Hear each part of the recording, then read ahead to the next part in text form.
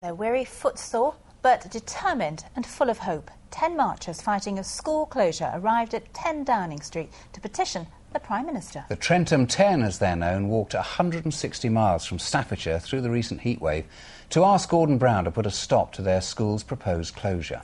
But will all their efforts make any difference? Well, Satnam Rana caught up with them as they marched into Parliament Square. As the Trentham Ten arrived in Parliament Square, relief, joy and tears marked the end of a long journey, all on foot, from Stoke-on-Trent to London. Tough, hard, probably harder than we thought it was going to be. We've had blisters on blisters. It's been painful, but we've done it now. We want Stoke-on-Trent to attain better. Its educational quality is not high, and we want it to improve, and we think that building on Trentham High School is the way of improving it. You've got a good school there, why do you close it? You build on top of that. A coachload of 35 supporters joined the marchers, including the head teacher of Trentham High. I couldn't in my wildest dreams have imagined the strength of feeling that people have for the school. I knew they wouldn't like the proposals, but this is just phenomenal. Under the plan, Stoke-on-Trent's 17 high schools will be cut to 13. 4 schools, including Trentham, would shut, and 5 others would be replaced by academies funded by central government. Local MP Robert Flello was also on hand to offer his backing.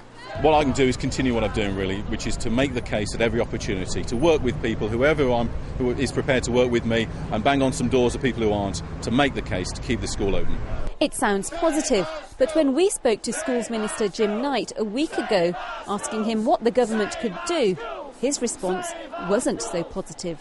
It's up to Stoke Council to decide which schools will benefit from the extra investment that we're putting in through building schools for the future, and which they need to close because they have surplus places and they don't need all the schools that they might have at the moment. Regardless, these parents marched on, 160 miles in all. A short rest to air their blisters, and then the final leg of the journey began to Downing Street. All the petitions in this box are all safe and sound. It's stayed with us all the way.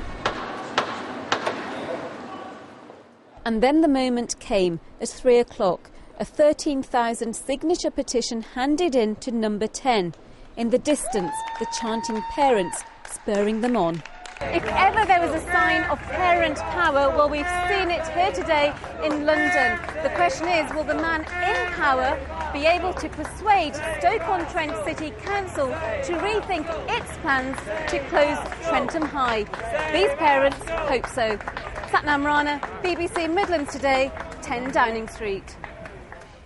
And of course, we'll